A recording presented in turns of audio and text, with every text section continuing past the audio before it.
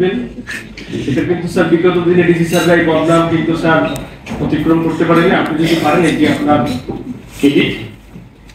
যে সংকটগুলো একেবারে আমার সহকর্মী বন্ধুরা বলেছে, আমরা নতুন করে কিছু বলতে চাই না।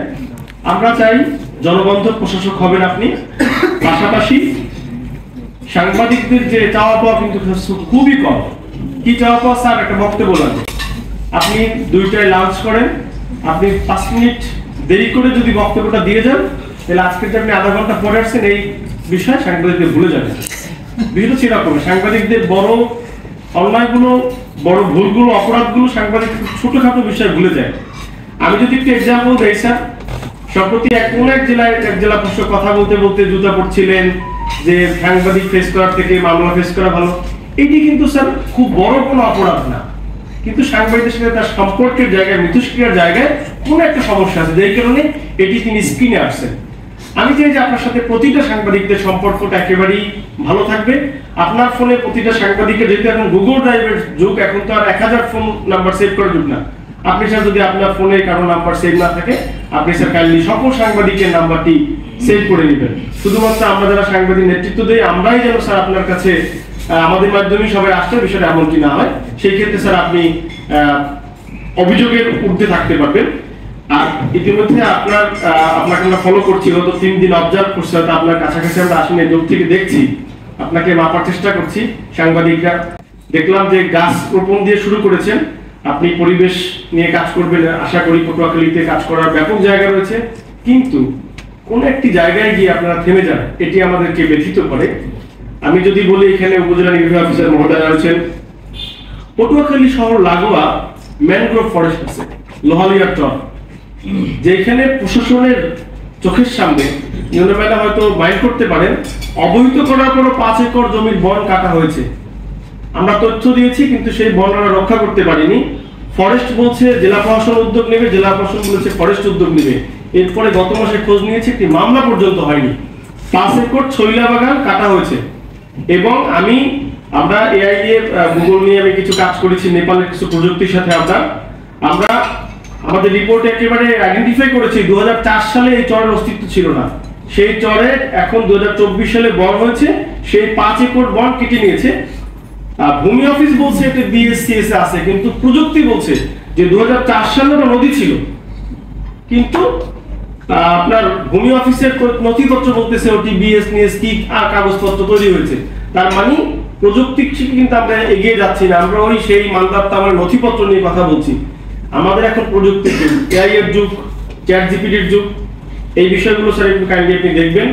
আরেকটি বিষয় আমি বলবো, যেহেতু আপনি নির্বাচনকালীন ডিসি, আপনার কাছে এই জাতির প্রত্যাশা অনেক বেশি। 24 বলি, জুলাই আন্দোলন বলি, ফেসিস্ট বলি, সকল শব্দচয়ন কিন্তু স্যার এক জায়গায় থেমে যাবে আপনার অ্যাক্টিভিটির উপরে।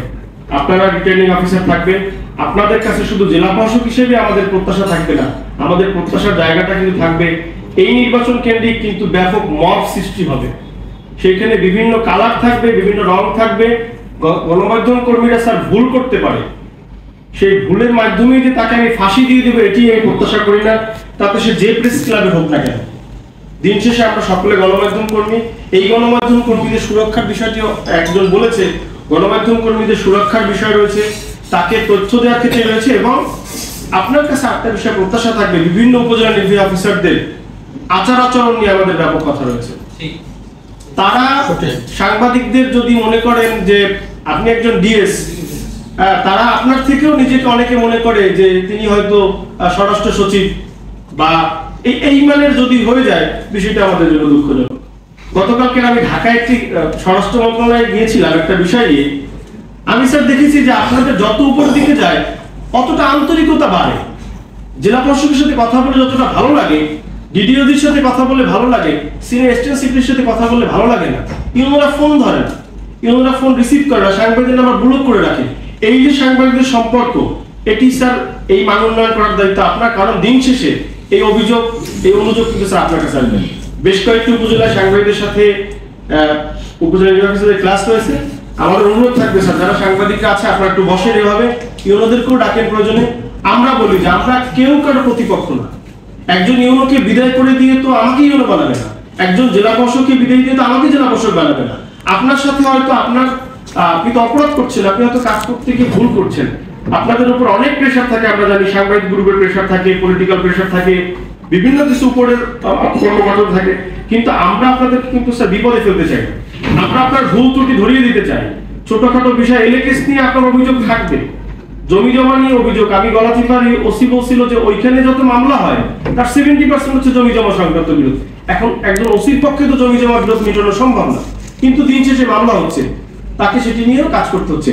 স্যার আপনাদের কাছে অনুরোধ থাকবে যে স্যার এই বিষয়গুলো সাংবাদিকদের সাথে যেসব বিষয়ে মতৈক্য রয়েছে আপনি সেই সব জায়গায় একটু কাজ করেন। শুরুতেই আমরা চাই যে চমৎকার একটা মিথস্ক্রিয়ার মাধ্যমে আপনার কর্মকালীন সময়টা অতীতের সকল জেলা প্রশাসকের থেকে অনেক মধুর, এবং আপনি যেহেতু ফেনীর মানুষ, আপনার স্যার মনে রাখতে হবে আপনি যখনই উপরে যাবেন, আমরা কিন্তু এই জেলার সন্তানরা কে কোন জেলার ডিসি সিলেটে কিন্তু আমরা জানি। আপনার ফেনী সাংবাদিকরা কিন্তু আমাদেরকে বলে যে পটুয়াখালী ডিসি গেছে, যেমন আব্দুল্লাহ মাহমুদ যেমন বাউফলের ইউনিয়ন ছিল, উনি নেত্রকোনা জেলা প্রশাসক হয়েছে, বাউফলের মানুষ কিন্তু উচ্ছ্বাস প্রকাশ করেছে যে আব্দুল্লাহ মাহমুদ যেমন নেত্রকোনা ডিসি হয়েছে, তার গ্রামের বাড়ি কোথায় আমরা কিন্তু জানি না, কিন্তু বাউফলের ইউনিয়ন ছিল, আমরা উচ্ছ্বসিত, সাংবাদিক হচ্ছে কেন তার সম্পর্কটি এমন ছিল। আমরা চাই পটুয়াখালীর মানুষের সাথে আপনার আন্তরিকতা, আপনার সেকেন্ড হোম হবে পটুয়াখালী, এবং এটি আপনার কর্মজীবনে একটি মধুর স্মৃতি হয়ে থাকবে, এমনটি প্রত্যাশা আজকের আপনার শুরুর দিনে। ধন্যবাদ সবাই।